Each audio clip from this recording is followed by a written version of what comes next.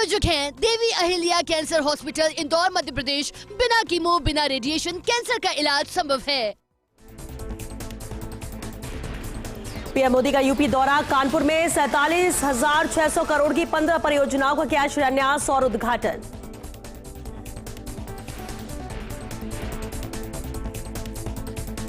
Kanpur metro rail परियोजना के द्वितीय चरण का शुभारंभ। पीएम मोदी ने हरी झंडी दिखाकर किया रवाना। सीएम योगी रहे मौजूद।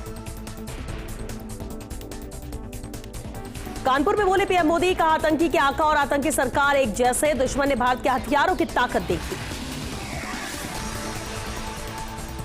पहलगाम हमले में मारे गए शुभम द्विवेदी के परिजनों से मिले पीएम मोदी। परिवार से मिलकर हुए भावुक। कहा आतंकवाद के खिलाफ ऑपरेशन सिंदूर रुका, खत्म नहीं हुआ।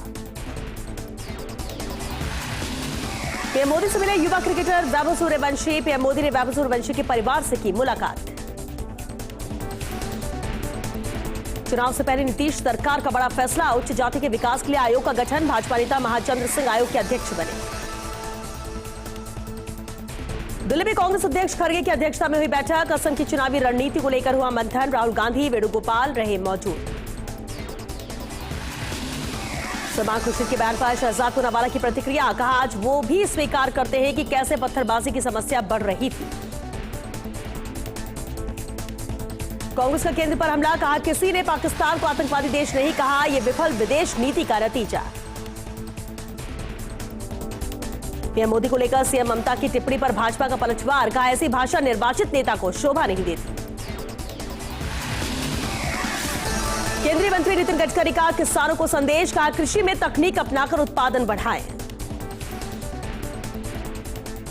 जल जीवन मिशन को लेकर केंद्र ने राज्य सरकार से मांगी रिपोर्ट। पश्चिमी राजस्थान में कनेक्शन को लेकर मांगी जानकारी।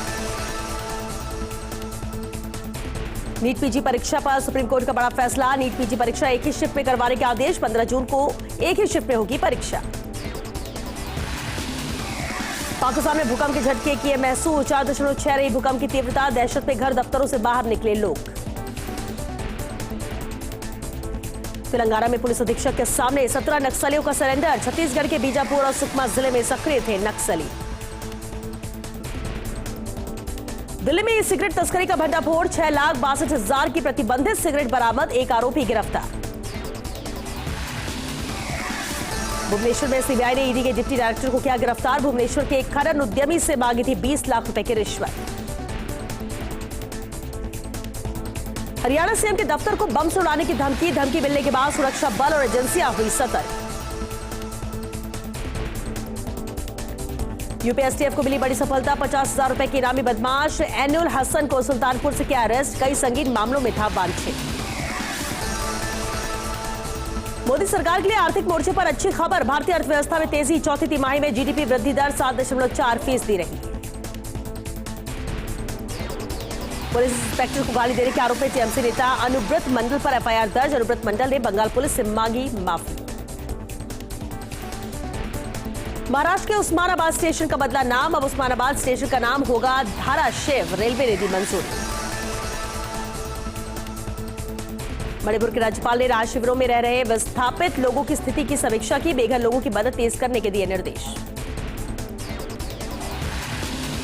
संसद भवन को उड़ाने की धमकी देने के मामले में पूर्व एमएलए किशोर समरीते को 6 महीने की सजा। दिल्ली की राउज एवेन्यू कोर्ट का फैसला। झारखंड के पश्चिम सिंहभूम में पुलिस और नक्सलियों के बीच मुठभेड़ में एक जवान हुआ घायल। पंजाब के अमृतसर में कल शाम 6 से 7 बजे तक होगी मॉक ड्रिल। रात 8 बजे 8:30 बजे तक रहेगा ब्लैकआउट। तैयारी पूरी। 26वें एशियन एथलेटिक्स चैंपियनशिप में भारत ने 3 गोल्ड मेडल किए अपने नाम। पूजा, गुलवीर सिंह, नंदिनी अगासरा ने जीते पदक।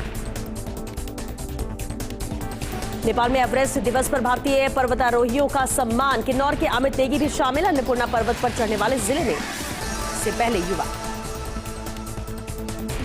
फ्रांस सरकार का बड़ा फैसला। 1 जून से सार्वजनिक तौर पर स्मोकिंग होगी बैन। पार्कों, बस स्टॉप, समुद्र तटों पर लगेगा प्रतिबंध। इंडोनेशिया के सबसे बड़े इस्लामी संगठन ने दिया भारत को समर्थन। कहा आतंकवाद से मिलकर लड़ेंगे लड़ाई। प्रायोजक हैं देवी अहिल्या कैंसर हॉस्पिटल, इंदौर, मध्य प्रदेश। बिना कीमो, बिना रेडिएशन कैंसर का इलाज संभव है।